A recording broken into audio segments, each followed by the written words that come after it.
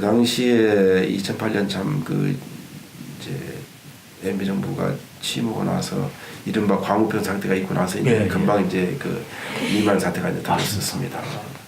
그 3개월 동안에 우리나라의 외화 유출이 한 650억 불 정도 있었습니다. 그때 이제 이 금융시장을 이제 그때는 가상금리가 높아지니까요. 우리나라 그 외평채 발행 자체도 어려웠었습니다. 어려웠죠.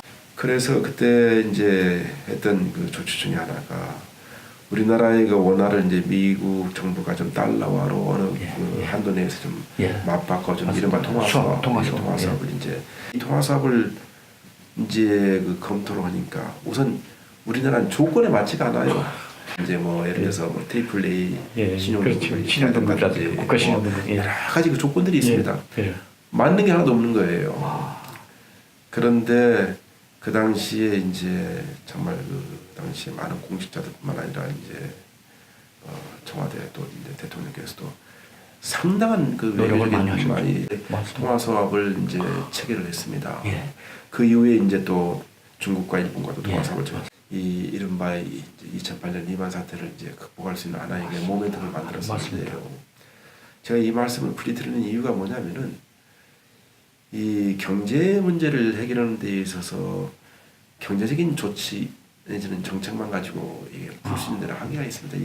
이 상당 부분이 외교적인 외교 안보 쪽에서도 그렇습니다. 그래서 나는 이 남북 문제를 너무 경제적인 그런 이 소위 그 남북 경협의 확대다 뭐 이런 차원이라든가 아니면 또 뭐 경제 어떤 제재다 이런 차원을 보지 말고 정말 이 미국과 또 일본과 중국과 또 우리 한반도를 둘러싸고 있는 여러 나라와의 어떤 그런 외교적 문제를 정말 이건 나라의 운명이 걸린 문제이기 때문에 이런 외교 문제에 있어서의 틈새가 보여서는 안 된다 하는 말씀을 꼭 드리고 싶습니다. 봐줬지만 또 한국 경제에 또 이제 가능성을 본 거죠. 가능성이라든가 이상이 있으니까요. 한국 경제력이 그냥 우리나라가 하는 경제력 자체가 이제 그렇게 무시할 수 없는 경제력 자체가 됐기 때문에 또 그런 부분이 있었죠. 제가 아까 경제는 심리다라고 말씀을 잠깐 드렸었는데요. 정말 두려운 게 뭐냐? 정말 두려운 게 앞으로 미래에 대해서 두려움을 갖는 그 자체가 두려운 거거든요. 왜냐하면 이게 사회나 경제라는 게 일종의 자기가 생각하는 쪽으로 이렇게 경제 주체를 생각하는 쪽으로 움직입니다. 이게. 맞습니다. 그러니까 그런 측면이 있어요. 자기 조정적인 그런 측면이 있기 때문에 그래서 그러한 그 미래에 대한 그런 이 두려움들을 좀 걷어내주는 게 정부가 나는 해야 될 지금 굉장히 이 아주 중요한 이 선결 과제라고 보는데요.